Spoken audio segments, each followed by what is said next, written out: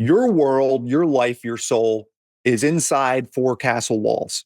And outside that castle are all the things that could fuck up your life.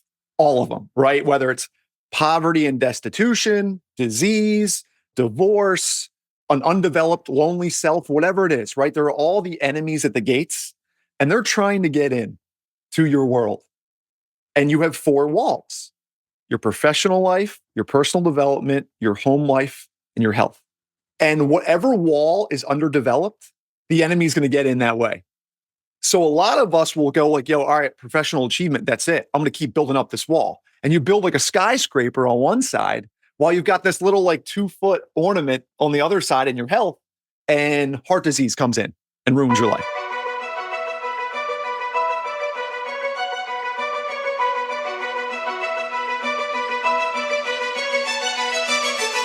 What a pleasure to be back with my friend Chris Matakas. Chris, how you doing, my brother? You're a new dad. Yes, sir. Yes, sir. Dude, everything is absolutely wonderful. I'm grateful to be on Team Dad and enjoying the process. I already love him a ton, and he's only 3 weeks old. So pretty And awesome. that's only going to grow. And that's what's so beautiful. I don't know if you had this, Chris, but I had before I became a parent. And it wasn't so much implicitly people telling me, but I felt like it was those little tiny comments. Like I would do something cool and I'd have a friend who was an early dad and he had kids and he'd send me a message like, oh, enjoy doing that now because, when you have kids, it's all going to stop. Like these little subtle imprinting. And I remember being very depressed when I didn't see my son till he was 3 days old because it was during COVID. When my wife and I went in, she tested positive. They literally kicked me out of the hospital and I couldn't see them. I had to wait, I think 24 hours, then get a negative test, or 48 hours, then get a negative test before I could pick them up. So here I am, I'm a dad, I haven't seen them and I'm just alone with my thoughts. And I remember being really depressed and I didn't know why, but I think it was because of all those subtle messages I got. And I went for a really long run and I realized that why? Why just because some people oh, I've got a dad bod now because I'm a dad, or all these negative connotations. Like, why does life have to be negative? Of course, it's going to change. And I love spreading that message because, yeah, of course, things are harder. But we're both jiu-jitsu black belts. If the black belt was easy and you got it after 6 months of learning katas, it wouldn't mean as much. So all the things that I'm proud of in my life are hard. And I would say exactly the same thing for being a parent. Yeah, dude, it's funny you say that because two things. I made a rule that this won't change exercise at all, which is obviously a challenge, but possible. So within 24 hours of his birth, I'd already worked out and I've worked out just about every day. If Amber feeds, I'll go do a micro workout downstairs. You keep it going. But to your point of observing the thoughts in your head, I caught myself very early on. This was probably day like 2 or 3, where I was holding Aaron and I caught myself say, we're going to have an adventure. And I immediately stopped and froze and reoriented. We are having an adventure. And bro, the difference in the life that we will have together between the subtlety and that shift. So every day he's become like a cue for presence of we are having an adventure. And it's an entirely different experience. And I really love that. And I'll say this, I remember before I became a parent, where I went through an early, what I'd call a midlife crisis, where I had a lot of success in my 20s, almost too much success, whether it was financial, I was an entrepreneur, I was working for myself.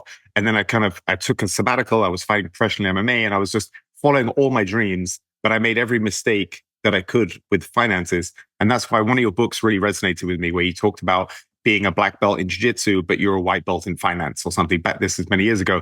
And I was exactly the same. I was a white belt in finance. I made all these mistakes. And then I realized I had to change career because my career was no longer around. And I remember thinking I can work hard and I had trust in myself. I can be successful, but I thought I'll never be as happy as I was before. This young, wealthy guy who could do whatever he wants. And I'm so grateful that I didn't know what I didn't know. And that's the happiness that I get now. And I love that idea of adventure. I'm turning 44 next month. And I'll say the summer that we just had, 2023, was by far the best summer of my life. And so I love that. It's not just before it was so my identity and my happiness was so tied up in the physical, trying to achieve physical mastery. And now it's just, there's so much more. So I know you're such a philosopher. Can you give a little background, Chris, from people that don't know you with your writings? Because obviously you and I would both come from a jiu-jitsu background, but you're a prolific author. You've written over a dozen books and they're incredible. Can you talk a little bit about that? Sure. I appreciate it. So yeah, I started jujitsu in 2008 because I graduated college and I realized I was still a boy and I needed a rite of passage. So I went looking and I found jujitsu very early on, and like that was it. And then I just, for a decade, all I did was train with one of the best fight teams in the world, under Ricardo Almeida. And it was an absolute blessing. And pretty much all I did was I trained, and then I read and I wrote and I walked through nature. And that was like my life for a decade. And it was perfect. And around 2020, so fast forward a little bit, I've opened up my own academy.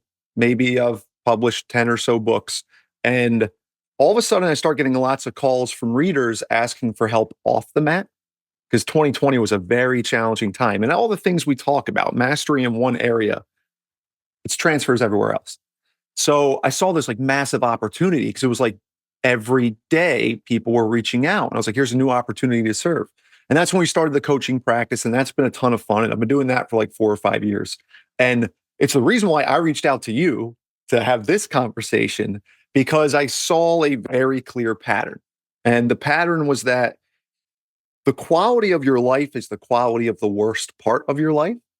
And as far as I could see, there's four roles we play. There's four, whatever you want to call them, arenas we fight in, roles we play, hats we wear, that it's your professional life, your personal development, your home life, and your health. And if you get those four right, life is a freaking blessing. But if any one of those is suffering, your experience is suffering. So, and I noticed this pattern kept emerging where these people who were wildly successful in one, two, maybe three domains were not having a good experience of being them because one of those four was missing. So that's become like my obsession now, is how do we simply grow those four for a better experience? I love that. Before we talk more about that, can I ask you, Chris, just because I know there'll be a fellow jiu-jitsu black belt, Brad, one of my best friends. He's going to listen to this. He's a big fan of your work too. And he's recently going through a breakup, but he's got everything else in his life is great. He's been spending years working on personal development. He's, great jiu-jitsu athlete, very successful with his career, but he's very introverted. And one thing that is the hardest thing for him as a single guy is just putting yourself out there to meet people, because he doesn't, he's in his 40s, like I am. He's not really into going out to bars and late nights. He's all about routine and getting up early, and he loves to read and be philosophical. How did you meet your wife? Because I feel like you have some of those same characteristics where you love to have a small inner circle. I see you hiking with your dog and being in nature, and it doesn't seem like you're hitting the bars. And as a single guy who's older, how did you meet your wife, and how do you have to overcome that? I was lucky. I taught a jujitsu seminar at my friend's school, and my wife was in the class. And Gotcha. I will be honest with you, if it wasn't on a jujitsu mat or in the woods, I don't think I'd be with anybody. That was the only two places I was going to meet somebody, because yeah, I'm not a big bar guy. I'm not a big going out to the club kind of guy. And I think that is the challenge. But I will tell you that before meeting Amber, when I got to the place where I was ready to be with somebody, and you kind of cross that threshold, I think you have to reach the point, the emotional threshold, where not going out to the bar becomes more painful than going out to the bar. Hmm. That's very interesting. Yeah. And there are ways you can accelerate that, but at the same time, life will kind of do it for you on a long enough timeline where you may get to a point where his beautiful, small, secluded world, if that is enough, that is enough, and that's his game, and it's perfect. But if that voice in his head saying, hey, there might be more, eventually it gets loud enough where not going to the bar becomes more painful than going to the bar. And that's when you change. So my thought to him would be just to make him aware of that. Where are you at on that continuum of the emotional threshold? And ask him where he wants to be. And if he does want to go on the other side, it's pretty easy to jump him over that ledge. Well, one thing, because you mentioned the four pillars, and one of them was the personal development. And one thing I've noticed with, I've got quite a few friends who are in their 40s and they're single, and they'll start maybe a relationship, and a lot of the time the problem is they've spent years kind of figuring things out on their personal development, and then they'll be dating a girl who's oftentimes younger, and she's just not there with her own development, and then that's the big sticking block. And I've noticed that it's such a tough we're so lucky. It's so hard to meet someone you're compatible with, but not just that you're compatible with in terms of just your personality and the things you like doing, but it's also where you're at in life. Have you spent the time to do the development? Because I always think my wife always says to me, "Oh, I wish we'd met when we were a bit younger, so we could have enjoyed more of our youth together." But I'm so glad it happened when it did because I wasn't ready. Hmm. Hmm. I would love your thoughts on this. I've been wrestling with this idea. I think the fundamental attractant between two people is a foundational opposite. Like it's a opposites attract, right? It's a cliche trite term, but there's something embedded in that. And I think like the primary force that bonds couples is a foundational difference in their personality. And I kind of watched this happen because in 1 week, I went to a few social gatherings and I'm not going to name names for obvious reasons. A few really charismatic, powerful dudes just had these like boring, cold girlfriends and wives. And I was trying to understand like how does that work? Why does that work? And then I went to my whiteboard actually, which is right behind here, and I wrote all the couples that I knew, all of them. And I was like, from my perspective, what's the foundational anchor between these guys? And most of the time, it was a tension. It was this individual is highly independent. This individual is highly dependent, and they connect. This individual is highly introverted. This is highly extroverted, and they support each other perfectly. So it's almost like when you take this really developed individual and they go into arena of less developed individuals, a lot of times that might be exactly why they work out. What are your thoughts on that? It's really interesting. So when you were talking, I was thinking about some couples that I know, and this the introverted and extroverted couple, I think is kind of a good match because if you have two introverts, I think that'll be a lot of time that's almost too quiet and lonely. And if you have two extroverts, they're almost competing for attention. So I feel like that's kind of a natural opposites attract.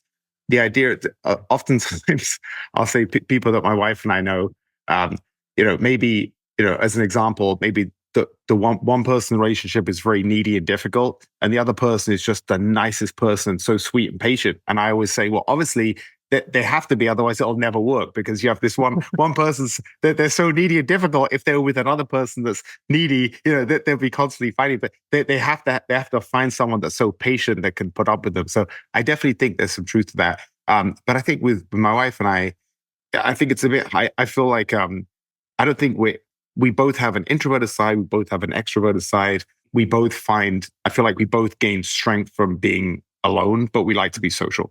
So I don't think we're too much opposite attracts. I think for us, we're both immigrants and we definitely both have an immigrant mindset. We both came to the US, but she was 7, I was 22. So we both kind of have just an appreciation for the opportunity here. And we both have really strong like family values. And that's actually something that breaks my heart in America, where just decline of the family. I just think it's all the statistics with kids, the benefits of having a 2-person household. It's so strong for kids. And I heard this, Chris, the other day. It's fascinating. It's if a child only has a mother, they're something like 20 times more likely to be incarcerated. But if they have a single father, it's almost the same as having a 2-parent household.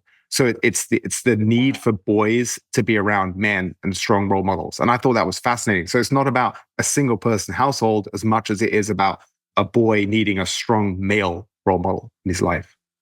Dude, we need something to aim at, right? Like you need an ideal to aspire toward, whether it's conscious or not. And I reached out to you about this tragic achievement idea and I am well aware that a lot of people that fall into this bucket where they have achieved a tremendous amount of professional success because that was the scoreboard that they were playing on, but they're not happy. They're not fulfilled. Like we know this is a thing.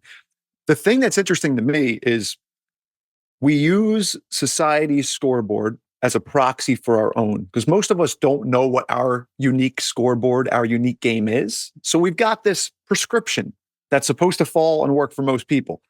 So you pursue this thing. And the real tragedy of it, which is why I like that term, is when you achieve we'll call it professional success, one of those 4, and then you recognize you're still not happy. Rather than addressing the other 3 because the quality of your life is the quality of the worst of those, we just double down on the thing we're already good at. Mm. And you just keep pushing for more professional success, thinking it's going to solve the problem when it's just playing in the wrong arena. So I've become like, maybe obsessed is the right word, with what is the unique balance for you, your soul, your particular experience of being alive relative to those four things. And the reason why I think this is so important is we have so few role models in this. Like, bro, how many people do you know who are thriving in their profession, their personal development, their home life, and their health? Very few. Very few. Mm. And I've had the opportunity to be around a tremendous amount of high performers, like across disciplines, right? In sport with the UFC and ADCC world champions, in, you know, coaches that serve the biggest banks, in individuals that run multiple branches in the biggest companies in America. Like, I've gotten to see all these people, and none of them has all four. And all of them is feeling that lack. So I've kind of taken this approach of like, I think this is an apt description. Actually, I was writing this morning in the new book, and this idea popped up. I think it's like this. I think it's like your world, your life, your soul is inside four castle walls. And outside that castle are all the things that could fuck up your life. All of them, right? Whether it's poverty and destitution, disease, divorce, an undeveloped, lonely self, whatever it is, right? There are all the enemies at the gates, and they're trying to get in to your world. And you have four walls: your professional life, your personal development, your home life, and your health. And whatever wall is underdeveloped, the enemy is going to get in that way. So a lot of us will go like, yo, all right, professional achievement, that's it. I'm going to keep building up this wall. And you build like a skyscraper on one side while you've got this little like 2-foot ornament on the other side in your health, and heart disease comes in and ruins your life. So I think the art of this is to figure out what those four walls are for you and to strategically build all of them so fewer and fewer enemies can get inside the gates. Oh, that's a beautiful analogy. I really like that. And I was so lucky. Like, it's so one of my favorite quotes. I say it like every 4 or 5 podcasts. I'm so sorry. I know I've said this a million times, but it was Soren Kierkegaard wrote in his journal, life has to be lived forward, but it can only be understood when we look back. And I just think when I look back at my life, I was so happy. I'm so grateful. In many ways, it caused a lot of problems because I got a lot of wealth very early on, but I'm so glad that it showed me. And I'm so glad that I quit to follow my physical, my real passion, which was martial arts. And but it showed me that happiness isn't through money and prestige. And I realized that really early on. And I think one of the biggest tragedies is people that sacrifice the other three just to achieve the wealth and the status. And then when they get it, they're a lot older and it's too late. And so that was such a great lesson, because I'm a big believer, Chris, in financial literacy. Like, I really think money is very important if you use it wisely as a tool. I think it's an amplifier. You know, if you're a miserable broke person, you're probably going to be a miserable wealthy person. If you're a happy broke person, you're probably going to be happy with money. But if we use money, for instance, you know, we're both dads now. If you use money to help with childcare, or buy back your time so you can spend more time with your son, like these ways, like to use money wisely, I think is so important. So I think that is so important, that getting a good head on your shoulders with a good relationship to money.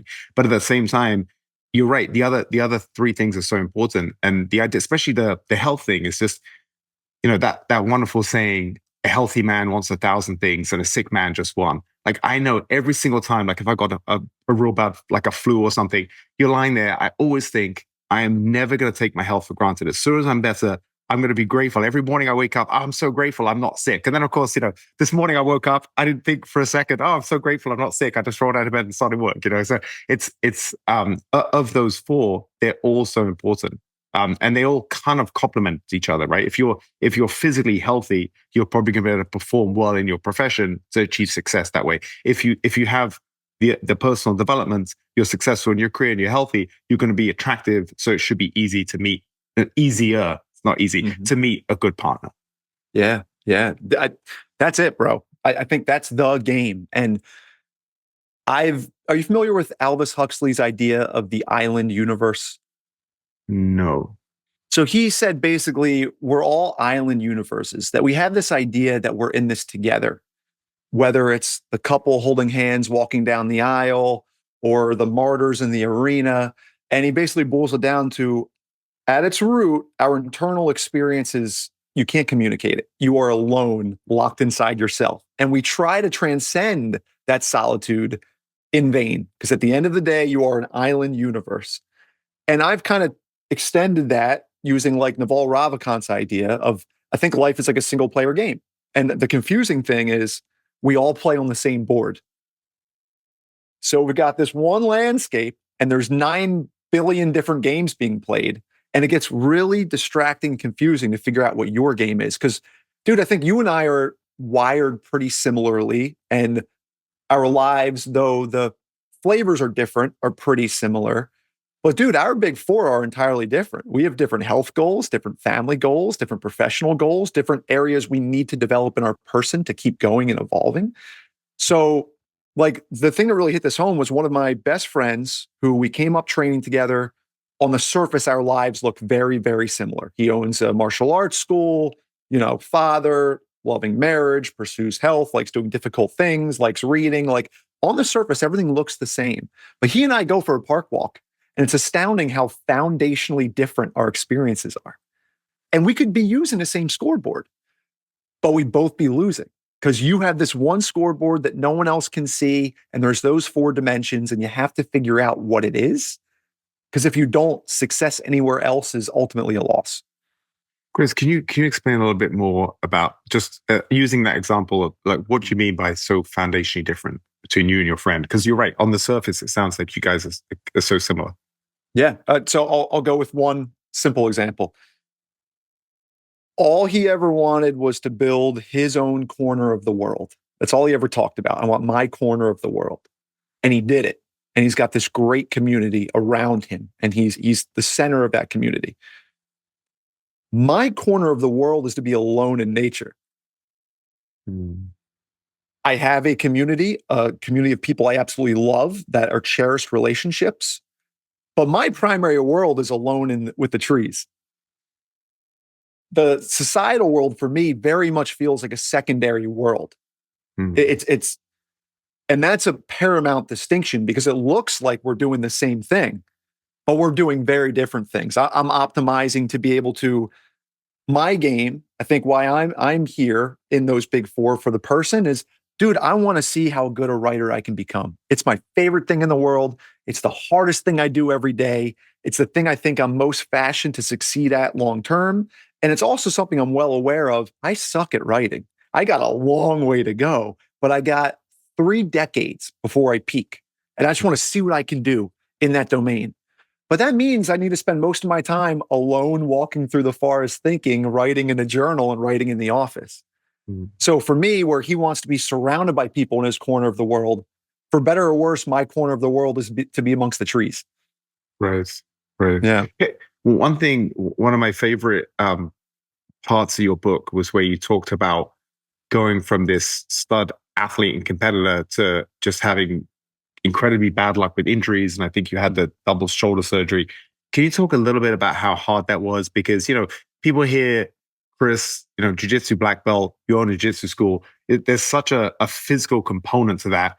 And then you've dealt with such horrific physical injuries where you had to almost accept that, I'm no longer that guy that can, be the mat enforcer and, do those things. Can you talk a little bit about how hard that was mentally to overcome? Yeah. Yeah. And I think that is a perfect example of what we're talking about. So I tore my left. So long story short, I tore both pecs. I was in 2 slings for 4 months. I had to have multiple surgeries to eventually get all patched together. It was an awful odyssey. The cascading event was when I tore my left pec the day before the school opened. And then everything just slowly fell downhill from there, right? So opportune timing, to say the least. So that was September 10th, 2017, I guess. Yeah. On September 9th, I was jacked and felt great.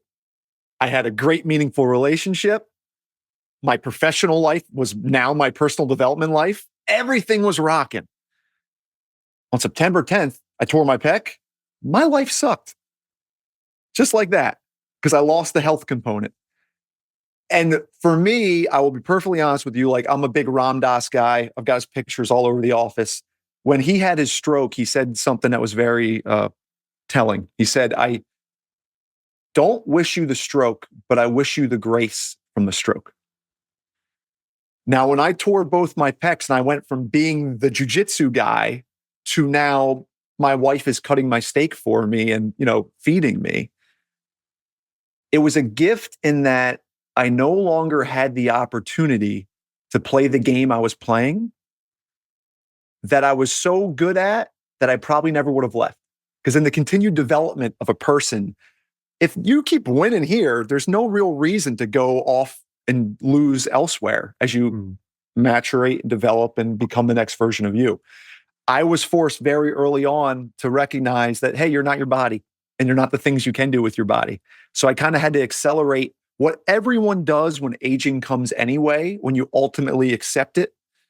I had to do that at like 29, 30 years old. So I just kind of got a head start of where we're all going anyway.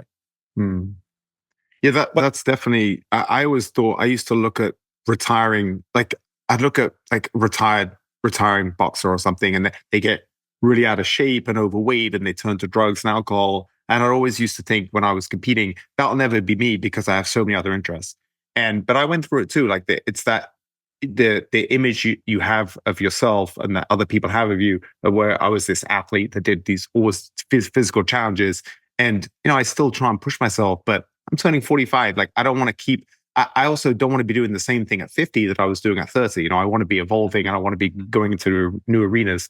But that was definitely a much harder challenge for myself than I thought it would be. Yeah.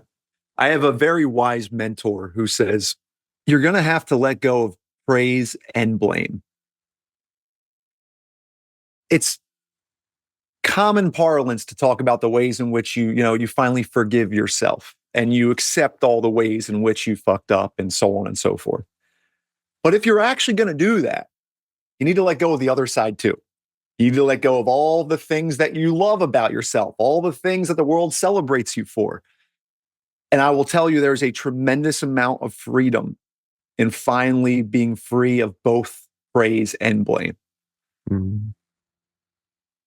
Because what that is essentially, if we kind of tie this conversation together, the praise is external acknowledgement that you are winning on your scoreboard. The problem is none of those people know what your scoreboard is. So what are they really praising? And the blame is people telling you you're losing on your scoreboard, but they don't know what your scoreboard is.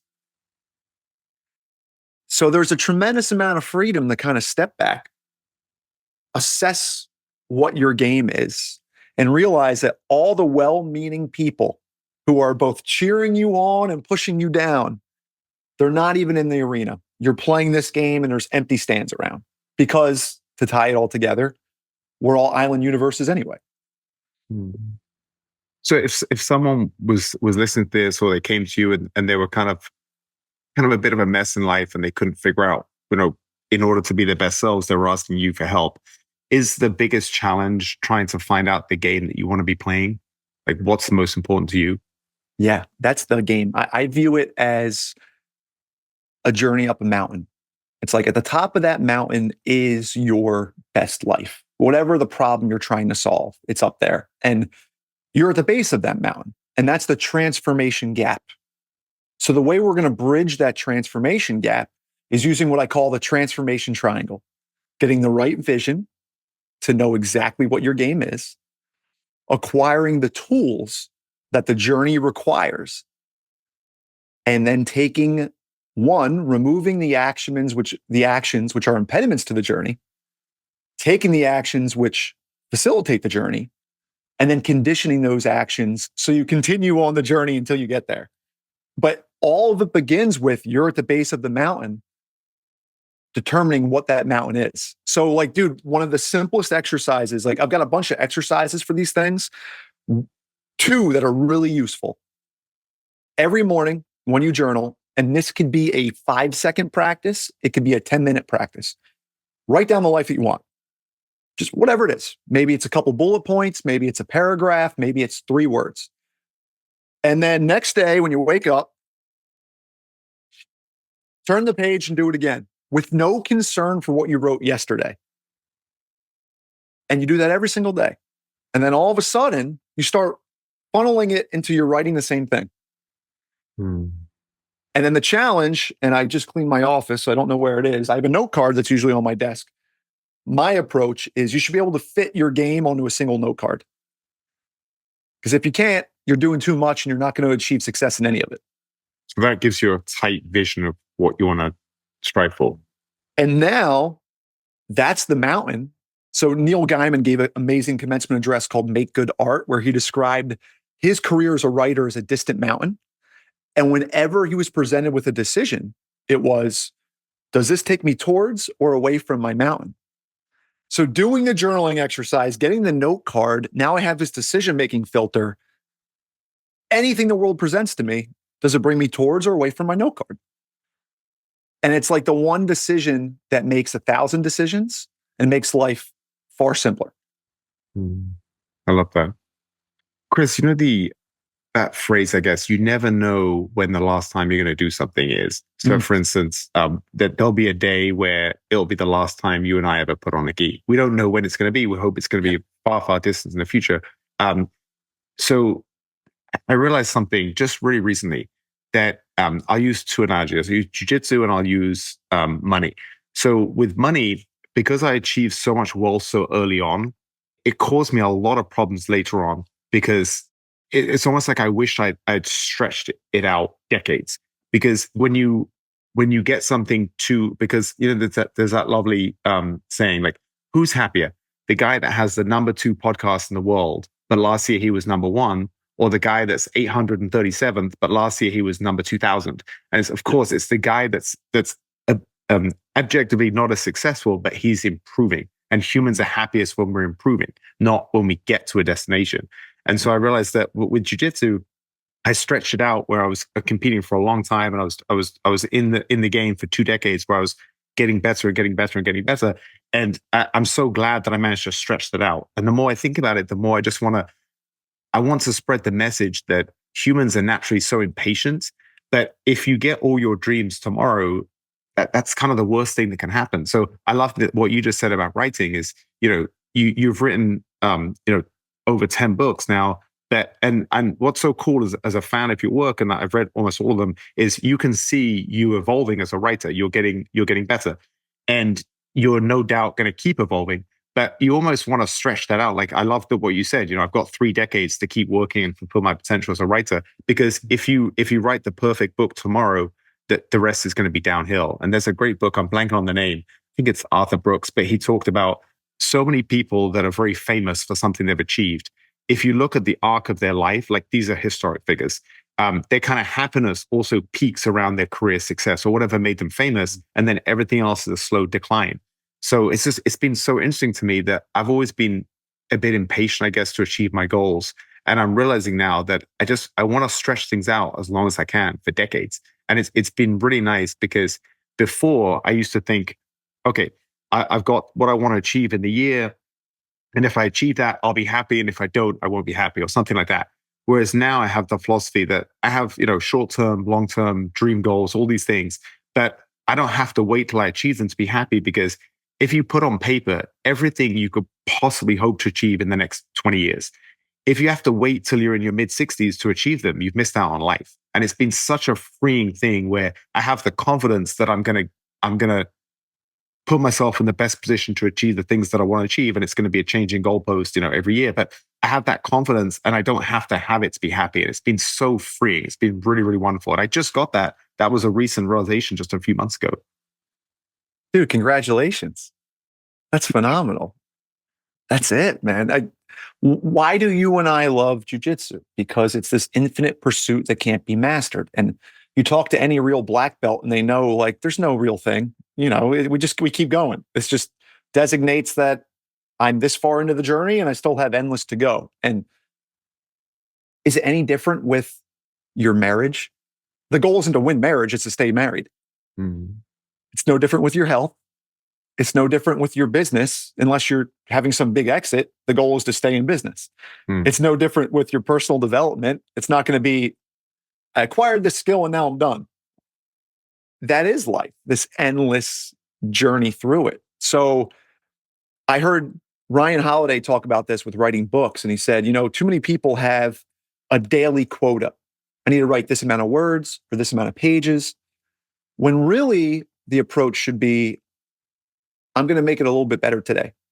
I'm going to be productive in that arena today. And if I spend an entire day working on the subtitle, then it was a good day. And it's a foundational difference because it goes from I'm this worker bee checking the box to I'm going to tangibly improve it in some capacity to the degree that I can today. And I think, imagine what our lives would be like if you did that in your health, in your personal development, in your profession, in your home life. Like if we actually, as sincerely as we show up to jiu-jitsu, like I'm going to work on this guard pass today, and when I'm on bottom, I'm going to work on playing guard on my left hip. What if we showed up to our marriage like, today I'm going to work on nonviolent communication. Today I'm going to work on being present, and I'm going to leave the hug last. I'm going to let my wife decide when the hug is done. I think the lives we want are on the other side of the things we haven't yet done. And they're not big Everests. They're these small things. Like, where I said the hug thing because that's my thing, because I'm always going from the next thing. So like I always exit the hug first. My curriculum is to stay in the hug longer, which there's no trophies for, and no one's going to celebrate. But in my home life, it's probably the best metric for my scoreboard. Mm. And I think the art of all of this is to really hone in on what those things are for you and funnel them down to that note card. And then to realize that, bro, everything else is a distraction. 99.9999% of things in life are all distractions. And I kind of view it as like, I'm trying to use more imagery because it's a good way to communicate ideas. And I've never really communicated like this before, but I think it's like you're sitting across the poker table from your ideal self and you each have chips. And every time you scroll through Instagram, you're taking a chip from that ideal version of you and you're holding on to it. And every time I put the phone down and say, no, I'm going to read Turning Pro for the 12th time, I'm putting a chip into that ideal version of myself. And I think that's what we do. And if you can do that in these 4 places, I think we have a fucking really great experience of being alive. Mm. God, talking about challenges, as a personal challenge to me, it's the idea of it's distraction. It's that I use my phone for work. And when you work in real estate, it tends to be a 7 days a week thing. And it doesn't mean you don't take breaks. Of course, I do. I'm very disciplined about that. But you're also on your phone a lot. And it's so unnatural to just be inundated with so many messages. It's not, you just don't feel good. And I know when I see your pictures of you in the woods, I feel like that's how I get my energy back, is just getting in nature.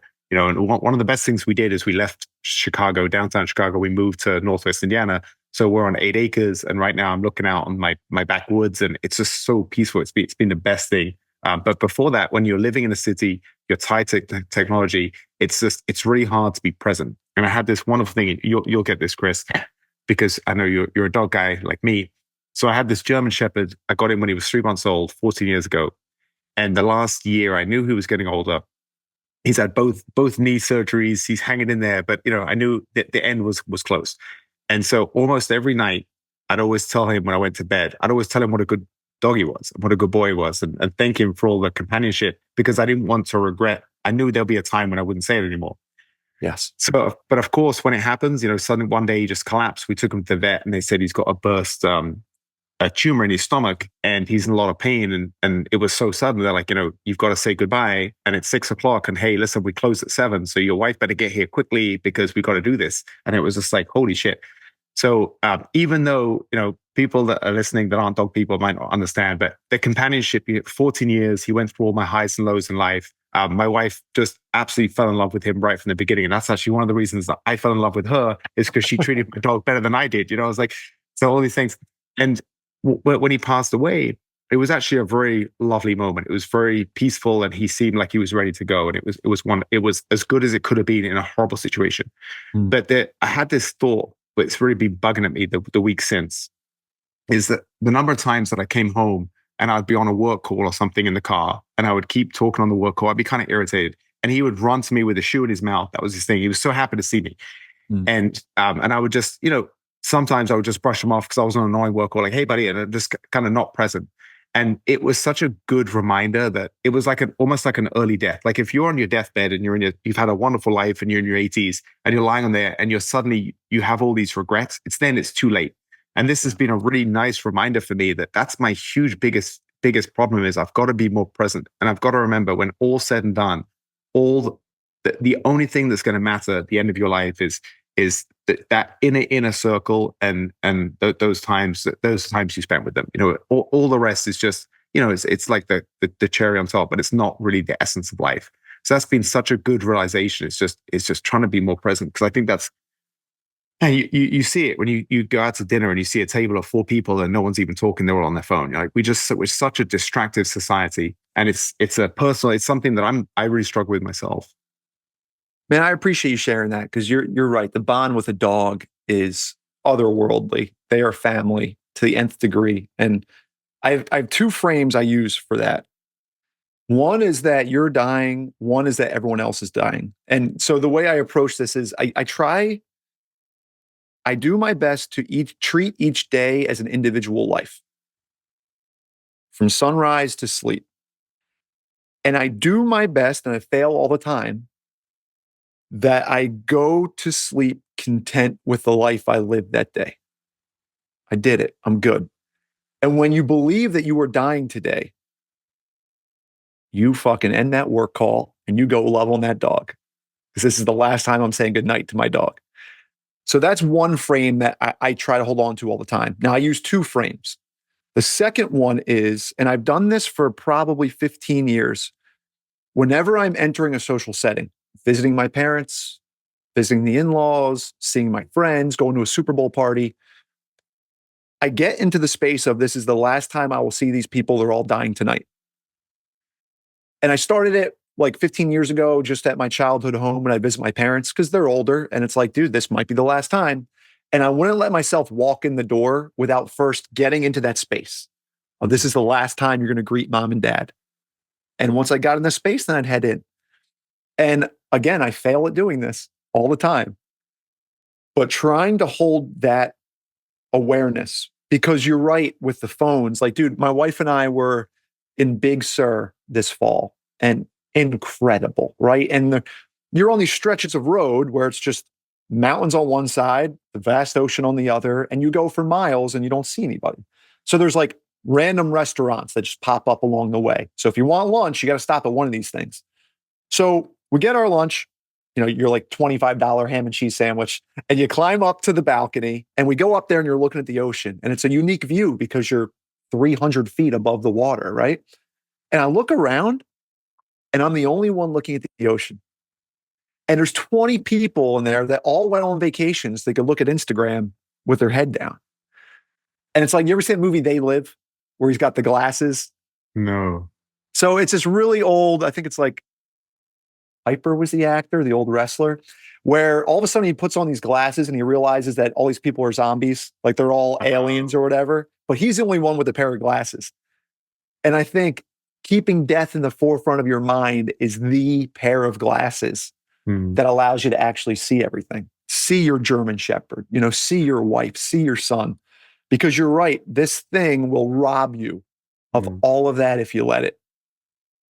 God, I love that. And can I say, Chris, Ramdas said that wonderful quote, "If you think you're enlightened, go home for a week at Thanksgiving," something like that. And I'm really, I know you're a fan of him, but that quote helped me so much, because I had a rough Christmas a few years ago where I went back and actually, my parents had an old German Shepherd that they put to sleep. He was basically completely crippled, and they chose to do it when we arrived. Like, I guess they thought, like, we could kind of be together as a family. It might be easier for them to cope, but they were just in a really bad place. And I was dealing with some work stress and I wasn't in a good place either. We just very, very distant, very disconnected.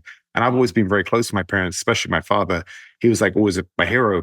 And I felt really upset that I felt like he was kind of like very judgy to my wife and I with our son. He was kind of a one year old dealing with jet lag, and so my wife and I were bickering a bit. It was just a really really bad week. So that Ram Dass quote gave me a lot of solace.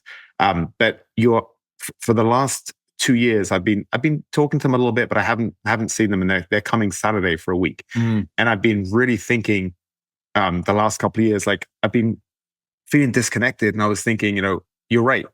When people are in their 70s, we don't know how long they have. And if something happened to them, would I regret the way I'm acting? And I'm sure I would, but I didn't really feel it until one of my good friends, his father's dying, and he's very close to his dad. And there's a song called Monsters by James Blunt. And he's talking about his dad dying. It's a really, really emotional song. If anyone's struggling with their relationship with their father, I recommend you listen to that. I just had to stop what I was doing. I was tearing up listening to it. He's talking about being at his father's bedside, and now he's the one chasing the monsters away for his father. But he's saying, like all the resentments and everything that I guess they had a tumultuous relationship, like put it all to the side. We're just two humans, and you're dying, and I'm here for you. And I listened to that, and I'm just like determined. Just what you said is, I'm going to be my best self, and people in their 70s are not going to change, and no one's perfect. I'm far from perfect. So I've just got to accept them for who they are and give them love. Because you're right, it might be the last time I see them. So I'm so grateful you said that. And it's such a good way to live life, Chris. I love it. Because so many times you think, I'm going to sacrifice today, and I'm going to sacrifice this month, and I'm going to sacrifice this year for this fictionary future, this promotion, this whatever, this prestige I'm going to get, and then I'll be happy. And it's just, you can't live life like that. You got to think every day. And of course, some days will be better than others, but just having that mindset is so powerful. And if there's one thing I got from you today, it's that. Like, I really want to try to make every day as good as possible. Because I think when we look back at our lives, it's the best lives are going to be just the best amount of good days. Yes. As we kind of like bring this thing home, I have again, a mentor who's very wise, who, when we talk about death, he says, I don't want to die going anywhere. Like, there's no more tragic thing than, it's really cool to be hell-bent on personal development in your 20s and 30s and 40s. It's not so cool when you're 85 and you're clinging. No, I still got to go do this thing. We probably missed the mark there. And in the same way, you mentioned Arthur Brooks earlier, he has this amazing process of, I think he calls it like the anti-bucket list, where he writes down the bucket list and goes through each one and crosses it out, accepting that it may not happen. It's okay if it doesn't. And he does that each day. Like, I just saw you get lighter because I know we've got our bucket lists. Like, that's a powerful discipline. So in the same way, if each day is, when I wake, I'm born, when I go to bed, I'm dying. If I only have that one day, I can't go anywhere. I'm not going to spend that time hopping on a plane and going to a national park and eating half my day sitting on a plane. I'm going to be right here. And that tree is going to be enough. It doesn't need to be a mountain. My 3-week-old son is going to be enough. I don't need to be able to go play catch with him. And I think you build a life in which your primary frame is you're doing lots of things, but there's nowhere to go. And then I think you win. Then I think you win your game. One thing that I think I'm so lucky talking about the games we play is the modeling that I got from my dad is he's always marched the beat of his own drum. So he was a pilot. He retired early. I think he retired at 55. And he spent the next 3 years cycling around the world. He said that I've seen the world from 5-star hotels and resorts because I was paid for by British Airways when I was flying. He's like, I want to actually see the world. And he's got these crazy, crazy stories. And he was in the Middle East, and some guy was like, hey, you can stay at my place. He sees this bedraggled, rail thin cyclist. He's like, hey, you can stay with me. He ends up being a drug dealer. He's showing him his supply of drugs. He's like, hey, we can go in the desert and shoot rocket launchers. Just this crazy, crazy stories. And he's got so many of them like that, where he's just like, he was just going with the flow and meeting people, and he's just a friendly guy. He was just open to it. But, he lived on nearly nothing over those 3 years. and caused a bit of problems in his marriage. My mom wasn't too happy, but she knew it was a big dream of his, and even now, like this last summer, he was hiking across the Alps. He loves just to be in nature and just doing those things, and so I'm really lucky that I have that role model. And I think it's such a good reminder that we get to choose. Like no one's telling us you've got to compete in this arena that society expects you to. You can do your own thing, and it's a beautiful thing. But so much of society is based around, and I think Instagram is largely to blame, is like, you have those people that are renting these planes pretending that they own them, or they fly private, but they're paying $75 to take a photo in front of it. It's just, it's such a, and then these girls that put 20 filters on. So the other girls in school think that all these girls are, physically perfect or whatever they are. Cosmetically enhanced. So we live in such a superficial world that it's so refreshing to have these conversations, because it's just a really good reminder. You remind me, but anyone listening as well, it's just, you get to choose that. Who cares what society expects, or what, a peer group of people that you might not even expect of you. We get to make our own choices. So I just think that's so freeing and so powerful. Dude, I appreciate that. And I have one ask of you and your audience then when we talk about the game. So I have a completely free scorecard where you, through your own self-assessment, after 32 questions, you'll know how you're doing in your game. You'll know which one of those walls is lacking. And I've been working through this thing. We're beta testing it now, but I've gotten really good feedback on people being like, oh shit, that's the thing I need to work on. And it takes 3 to 5 minutes. So it's Matakas.us is my website, Matakas.us. And it's right on the banner. It says, take the scorecard. And it will take you 2 minutes. And I would love for you to take it and then let me know if you think it's representative of your game. And the audience, I would love their feedback as well, because I think the skill is defining your game. Because once you have that clarity, winning becomes almost inevitable if you know what's not your game, which is most things. I absolutely love that, brother. I can't wait to take it. It's always no. I'll do as many of these as you want. I always feel so enriched after we talk, and I feel like I'm a more complex and happier human. So thank you so much, Chris. Anyone listening, Chris's books are amazing. Anyone that does jiu-jitsu, they really tie into philosophy of living and the philosophy of jiu-jitsu, and they're beautiful. I enjoy them so much. So definitely check out his work. And Chris, it's a real pleasure. Thank you, brother. Dude, it's always a pleasure. And congratulations, man. Like I said, I've met very few people who are winning on all 4 dimensions. And I know we're far away, man, but I feel like you either are or you're well on your way to. So congratulations. Brother, from you, that means a lot. Thank you so much, Chris.